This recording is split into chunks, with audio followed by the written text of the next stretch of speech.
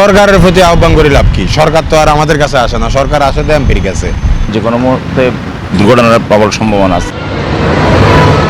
বন্দরনগরী চট্টগ্রামের কালুরঘাট থেকে পতেঙ্গা পর্যন্ত সড়কের যোগাযোগের গুরুত্বপূর্ণ সংযোগ হিসেবে কাজ করছে দেওয়ানহাট রেল সেতু। সেতুটির নিচ দিয়ে দেশের সব আন্তঃনগর রেললাইন চলাচল করে। অর্ধ শতাব্দীর বেশি পুরনো এই সেতুর পিলারে ফাটল দেখা দিয়েছে, খসে পড়েছে প্যালেস্তার এবং ফাঁকা অংশে গজিয়ে উঠেছে গাছ। দীর্ঘদিন বড় ধরনের সংস্কার না হওয়ায় বারবার কার্পেটিং করে সেতুর উপর জমেছে প্রায় 1.5 ফুট অতিরিক্ত আস্তরণ, যা সেতুর উপর বাড়তি চাপ সৃষ্টি করছে।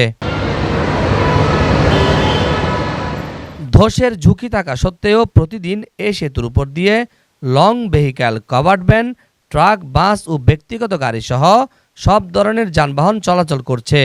এতে সেতুর ঝুঁকি আরও বেড়েছে। নিচ দিয়ে ট্রেন চলাচলের সময় সেতুটি কেঁপে ওঠে, যা উদ্বেগজনক। যে কোনো সময় ভাঙি পড়তে পারে। ওই যে দেখেন নিচে গরিব ফ্যামিলি কতগুলো থাকে ওখানে, যে কোনো সময় এটা যে কোনো দুর্ঘটনা ঘটতে পারে। এটা সত্য। এটা আপনার যে কোনো সময় সংস্কার করা প্রয়োজন। ছিনতাইকারী, চোর, বাটফাট, ডাকাত যা আছে, মাফিয়া, সন্ত্রাসী, বেগুনের আড্ডা এখানে।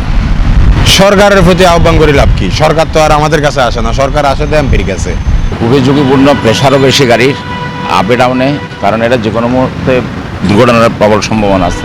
50% তো এখানে 60% এটা দিয়ে ক্যারি করে চতুর্দিকে যেতে হলে চিটাং শহরের। এই রোডটা হচ্ছে অনেক আপনার গুরুত্বপূর্ণ ওয়ে, কারণ এটা যদি সংস্কার করা অতীব জরুরি। ব্রিজটার বয়স তো অনেক বছর হয়েছে, প্রায় মনে করেন 50 বছর। ব্রিজটা অনেকটা ঝুঁকিপূর্ণ আছে, এখানে অনেকগুলো ফিলার এবং মনে করেন বিভিন্ন রেলিং অনেকটা মনে করেন ক্ষতিগ্রস্ত হয়ে মোটামুটি এগুলো ধরেন সংস্কারের অতি জরুরি। সংস্কার না হলে এখানে কিছু ধরেন সাধারণ মানুষ বসবাস করে, এরপরে সাধারণ যাত্রীরা আসা যাওয়া করে, বা ট্রেনের ছাদে মানুষজন থাকে।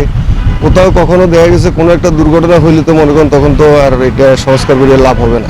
ব্রিজটা রক্ষণাবেক্ষণ যদি করতো তাহলে অত সহজে নষ্ট হবে না।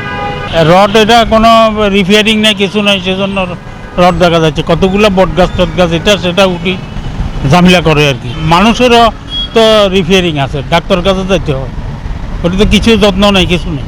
সংশ্লিষ্টদের মতে সেতুটি ভেঙে নতুন সেতু নির্মাণ করা ছাড়া টেকসই কোনো বিকল্প নেই। আপাতত ভারী যান চলাচল নিয়ন্ত্রণে হাইট বার স্থাপনের উদ্যোগ নিয়েছে চট্টগ্রাম সিটি কর্পোরেশন।